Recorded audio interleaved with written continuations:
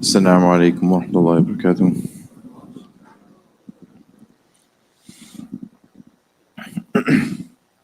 بسم الله الرحمن الرحيم. نحمده ونصلي على رسوله الكريم. أما بعد. Yesterday we mentioned some incidents that showed us how the beloved Prophet Muhammad sallallahu alaihi wasallam raised his children in a manner that brought them close to Allah subhanahu wa ta'ala, inculcating important Islamic habits within them.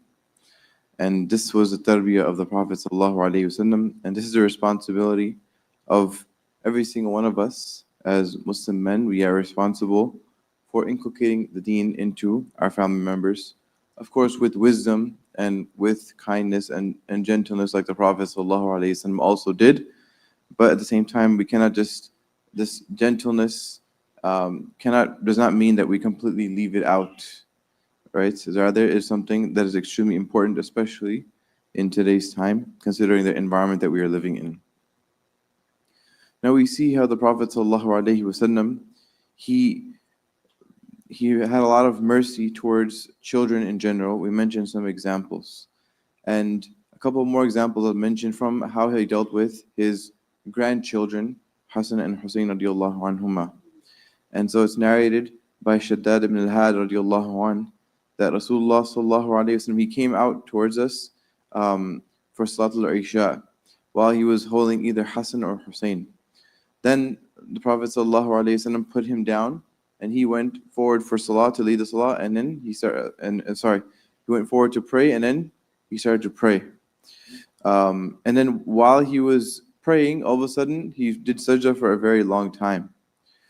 And then they were confused that, okay, what happened? Did something happen to the Prophet ﷺ? Why is he doing sajda for so long? Then, so one of them said that he lifted his head a little bit and he saw that Hassan radiallahu an, or Hussein, whichever one it was on top of the back of Rasulullah ﷺ while he was doing sajda. So then he realized, then he went back into his sajda. Then after the salah, then the people said, "Oh Rasulullah, you did a very long sajda to the point where we actually were worried that something had happened, or that you were getting some sort of wahi. That's what we thought may have happened." Then the Prophet ﷺ replied, "Kullu dhalika lam yakun." That's not what happened. Rather, وَلَكِنْ نَبْنِي إِرْتَحَلَنِي.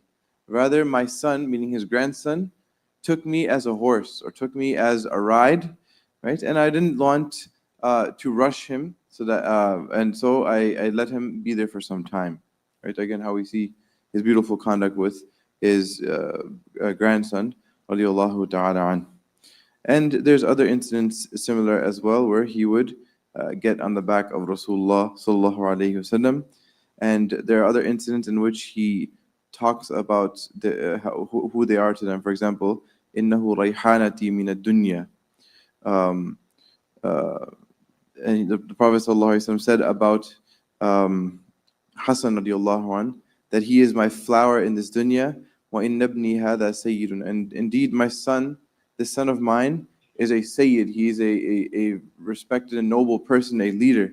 And it is عَسَى اللَّهُ أَن يُصْلِحَ بِهِ بَيْنَ فِئَتَيْنِ مِنَ الْمُسْلِمِينَ. And it's possible that Allah subhanahu wa ta'ala will use him to be a means of reconciliation between two groups from amongst the Muslims. And other incidents, again, we see how the Prophet ﷺ, he said, for example, Allahumma inni uhibbuhu fa'ahibbahu wa ahbib man yuhibbuhu. Oh Allah, I love him, so love him. And love the one who loves him. Right? Again, saying very clear that he loves him. Right? It's something also that sometimes a person feels that they are too maybe manly or too great to say something like this to their children or to their grandchildren, that I love you. So it's something that we should say, right? This is a general rule that even when a person has some love towards someone for sake of Allah subhanahu wa ta'ala, then the Prophet sallallahu alaihi wasallam has told us that we should express this love towards them, right? And also we mentioned how he used to kiss his grandsons, and then one of the people, he said that I have 10 children, but I have never kissed a single one of them. And so the Prophet sallallahu alaihi wasallam replied, "Man la yarham la yurham." Whoever does not have mercy, then mercy will not be offered to him as well. And similarly, it is mentioned that he would carry his grandchildren on his shoulders, right? Again, And one time it's mentioned that one of his grandsons actually urinated on him, but he did not get upset and angry and start yelling or do anything like that. Rather, he was very patient with it, and also he told the ummah the ruling as regards to this, mentioning that it is a indicating that it is something which is najis and still impure, and that it must be washed off.